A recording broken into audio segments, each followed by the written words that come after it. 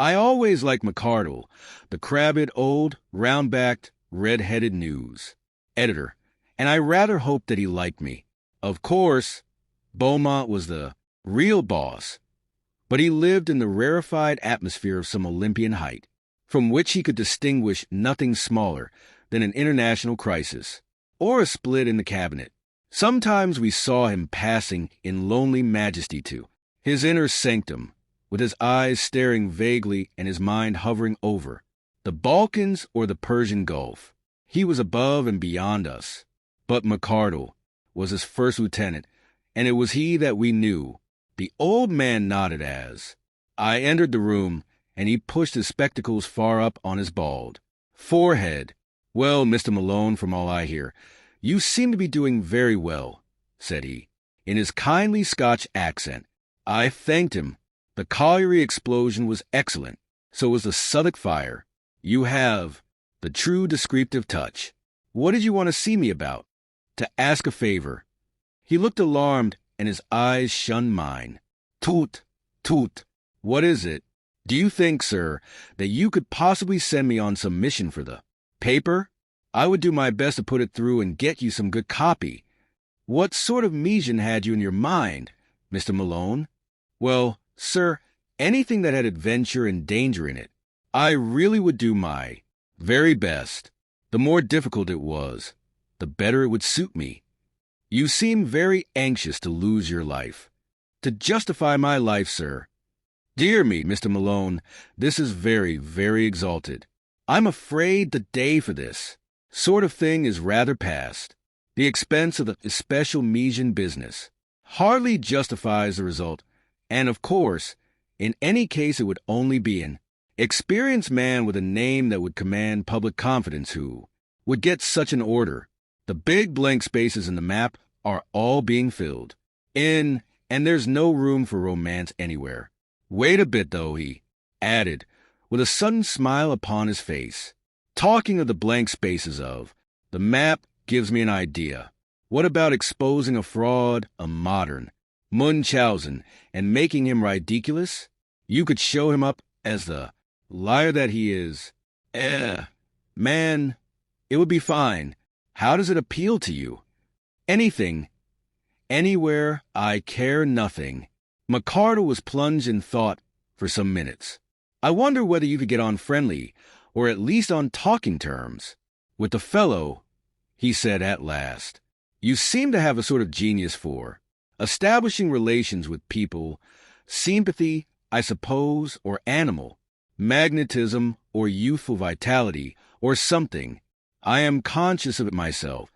You are very good, sir. So, why should you not try your luck with Professor Challenger of Enmore Park? I dare say I looked a little startled. Challenger, I cried. Professor Challenger, the famous zoologist. Wasn't he the man who broke the skull of Blundell, of the Telegraph? The news editor smiled grimly. Do you mind? Didn't you say it was adventures you were after? It is all in the way of business, sir, I answered. Exactly. I don't suppose he can always be so violent as that. I'm thinking that Blundell got him at the wrong moment, maybe, or in the wrong fashion. You may have better luck, or more tact in handling him. There's something in your line there, I am sure, and the Gazette should work it. I really know nothing about him, said I. I only remember his name in connection with the police court proceedings for striking Blundell. I have a few notes for your guidance, Mr. Malone. I've had my eye on the professor for some little time. He took a paper from a drawer. Here is a summary of his record. I give it you briefly. Challenger, George Edward. Born, Largs N.B., 1863. EDUC, Largs. Academy, Edinburgh University. British Museum Assistant, 1892. Assistant, Keeper of Comparative Anthropology Department, 1893. Resigned after. Acrimonious correspondence same year. Winner of Crayston Medal for Zoological Research. Foreign member of, well, quite a lot of things about 2 inches of small type. Société Belgique, American Academy of Sciences, La Plata, etc., etc. Ex-President Paleontological Society. Section H British. Association. So on. Publications. Some observations upon a series of Kalmuk skulls, outlines of vertebrate evolution, and numerous papers, including the underlying fallacy of Weissmanism, which caused heated discussion at the Zoological Congress of Vienna. Recreations. Walking, alpine climbing. Address. Enmore Park, Kensington, W. There. Take it with you. I've nothing more for you tonight. I pocketed the slip of paper. One moment, sir, I said, as I realized it was a pink bald head and not a red face which was fronting me. I am not very clear yet why I am to interview this gentleman. What has he done? The face flashed back again. Went to South America on a solitary expedition 2 years ago. Came back last year. Had undoubtedly been to South America, but refused to say exactly where. Began to tell his adventures in a vague way, but somebody started to pick holes, and he just shut up like an oyster.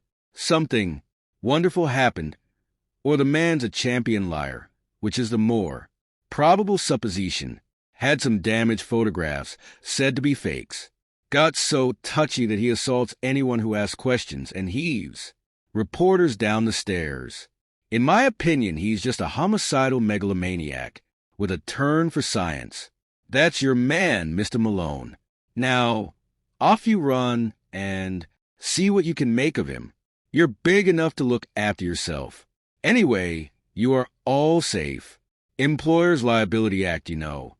A grinning red face turned once more into a pink oval, fringed with gingery fluff.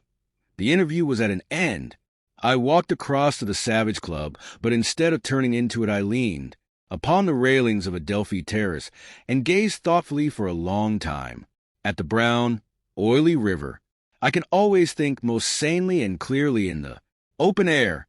I took out the list of Professor Challenger's exploits, and I read it over under the electric lamp. Then I had what I can only regard as an inspiration.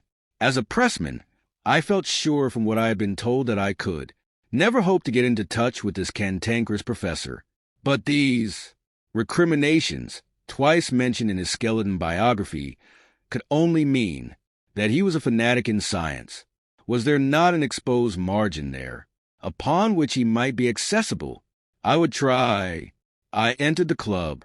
It was just after 11, and the big room was fairly full, though the rush had not yet set in. I noticed a tall, thin, angular man seated in an armchair by the fire. He turned as I drew my chair up to him. It was the man of all others whom I should have chosen, Tarp Henry of the staff of Nature, a thin, dry, leathery creature who was full, to those who knew him, of kindly humanity. I plunged instantly into my subject. What do you know of Professor Challenger?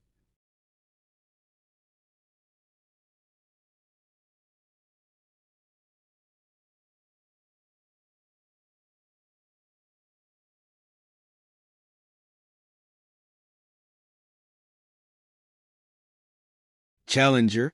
He gathered his brows in scientific disapproval. Challenger was the man who came with some cock-and-bull story from South America. What story? Oh, it was rank nonsense about some queer animals he had discovered. I believe he has retracted since. Anyhow, he has suppressed it all. He gave an interview to Reuters, and there was such a howl that he saw it wouldn't do. It was a discreditable business. There were 1 or 2 folk who were inclined to take him seriously, but he soon choked them off. How? Well, by his insufferable rudeness and impossible behavior. There was poor old Wadley of the Zoological Institute. Wadley sent a message. The president of the Zoological Institute presents his compliments to Professor Challenger and would take it as a personal favor if he would do them the honor to come to their next meeting. The answer was unprintable. You don't say? Well, a bowlerized version of it would run. Professor Challenger presents his compliments to the president of the Zoological Institute and would take it as a personal favor if he would go to the devil. Good Lord! Yes, I expect that's what old Wadley said. I remember his wail at the meeting, which began, "In 50 years' experience of scientific intercourse." It quite broke the old man up. Anything more about Challenger? Well, I'm a bacteriologist, you know. I live in a 900 diameter microscope. I can hardly claim to take serious notice of anything that I can see with my naked eye. I'm a frontiersman from the extreme edge of the knowable, and I feel quite out of place when I leave my study and come into touch with all you great, rough, hulking creatures. I'm too detached to talk. Scandal. And yet at Scientific Conversaciones, I have heard something of Challenger, for he is one of those men whom nobody can ignore. He's as clever as they make a full-charge battery of force and vitality, but quarrelsome, ill-conditioned faddist, and unscrupulous at that. He had gone the length of faking some photographs over the South American business. You say he is a faddist. What is his particular fad? He has 1,000, but the latest is something about Weissman and evolution. He had a fearful row about it in Vienna, I believe. Can't you tell me the point? Not at the moment, but a translation of the proceedings exists. We have it, filed at the office. Would you care to come? It's just what I want. I have to interview the fellow, and I need some lead. Up to him. It's really awfully good of you to give me a lift. I'll go with you. Now, if it is not too late. Half an hour later, I was seated in the newspaper office with a huge tome in front of me, which had been opened at the article Weissman versus Darwin, with the subheading, "Spirited Protest at Vienna. Lively Proceedings." My scientific education having been somewhat neglected, I was unable to follow the whole argument, but it was evident that the English professor had handled his subject in a very aggressive fashion and had thoroughly annoyed his continental colleagues. Protests, uproar, and general appeal to the chairman were three of the first brackets which caught my eye. Most of the matter might have been written in Chinese for any definite meaning that it conveyed to my brain. I wish you could translate it into English for me, I said pathetically to my helpmate. Well, it is a translation. Then I'd better try my luck with the original. It is certainly rather deep for a layman. If I could only get a single good, meaty sentence which seemed to convey some sort of definite human idea, it would serve my turn. Yes, this one will do. I seem in a vague way almost to understand it. I'll copy it out. This shall be my link with the terrible professor. Nothing else I can do? Well, yes. I propose to write to him. If I could frame the letter here and use your address, it would give atmosphere. We'll have the fellow round here, making a row and breaking the furniture. No. You'll see the letter. Nothing contentious, I assure you. Well, that's my chair and desk. You'll find paper there. I'd like to censor it before it goes. It took some doing, but I flatter myself that it wasn't such a bad job when it was finished. I read it aloud to the critical bacteriologist with some pride in my handiwork. "Dear Professor Challenger," it said, "as a humble student of nature, I have always taken the most profound interest in your speculations as to the differences between Darwin and Weissman. I have recently had occasion to refresh my memory by rereading." "You infernal liar," murmured Tarp Henry.